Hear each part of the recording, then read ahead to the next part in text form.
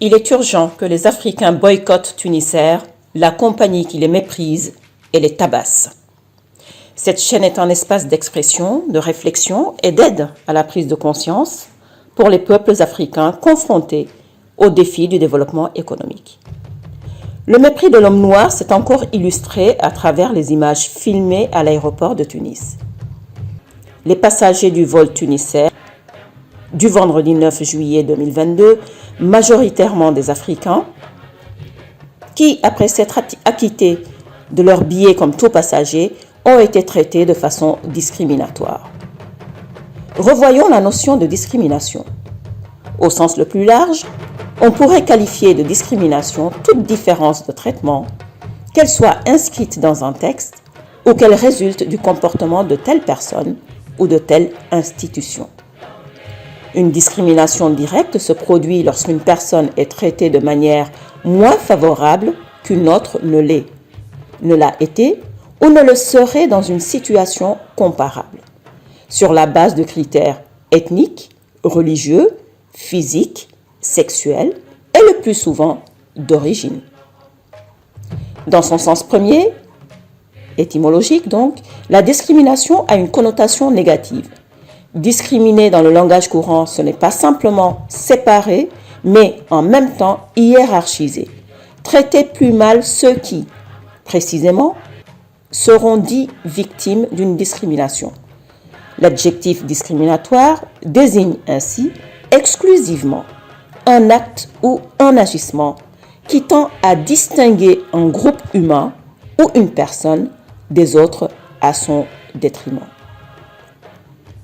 À la lumière de cette notion, nous pouvons dire que les Africains ont encore été discriminés.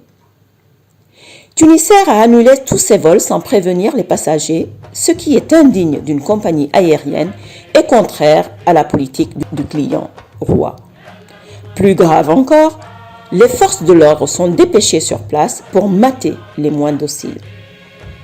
Encore plus incompréhensible, le vol de remplacement qui a été affrété ne l'a été que pour les passagers ayant pris un billet en première classe.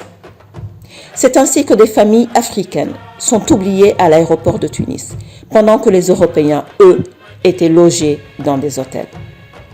Il n'est plus acceptable que les Africains continuent à engraisser ces individus et ces compagnies, qui les maltraitent en guise de remerciement. Nul n'est épargné. Ange Touka, président des Ivoiriens de Tunisie, s'indigne contre le prix des billets, 500 000 francs CFA, appliqués à ses concitoyens par la direction de Tunisair. Malheureusement, ces passagers sont bloqués à l'aéroport en France au seul motif qu'ils sont ivoiriens. Il interpelle donc les autorités de son pays. Les Africains, par leurs nombreux déplacements, affaires, vacances en famille, fêtes religieuses, etc., enrichissent les compagnies aériennes. Il est grand temps pour les Africains de boycotter les compagnies qui ne respectent pas leurs engagements et pire encore, qui ne respectent pas la dignité de tous les passagers. Je vous l'assure, un boycott massif de ces compagnies, Tunisair, Royal Air Maroc, est une arme redoutable pour forcer le respect dû aux Africains. Noir. La question est maintenant celle-ci. Que font nos gouvernements? À quoi servent nos ambassades dans ces pays face à ces injustices? Vont-ils éternellement laisser leurs compatriotes se faire humilier de la sorte régulièrement? Mais soyons pragmatiques. Nos gouvernements et nos ambassades ne feront rien. Ils ne viendront pas en aide aux Africains dans ce domaine précis. Pour la simple raison que nous sommes responsables lorsque nous prenons la décision d'acheter un billet d'avion à une compagnie plutôt qu'à une autre. Nous sommes les seuls responsables de notre malheur lorsque nous ne voulons pas réfléchir et devenir des consommateurs, c'est-à-dire des consommateurs et en même temps des acteurs qui feront changer les choses par leurs actes de consommation.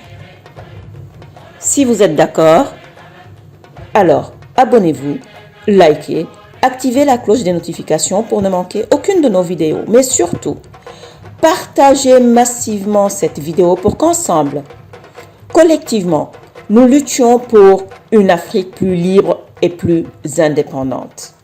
Que cette vidéo parvienne à nos autorités politiques.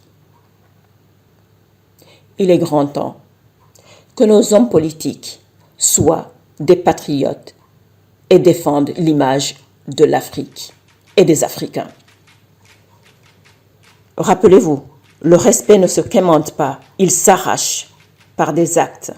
Dites-nous ce que vous en pensez dans les commentaires.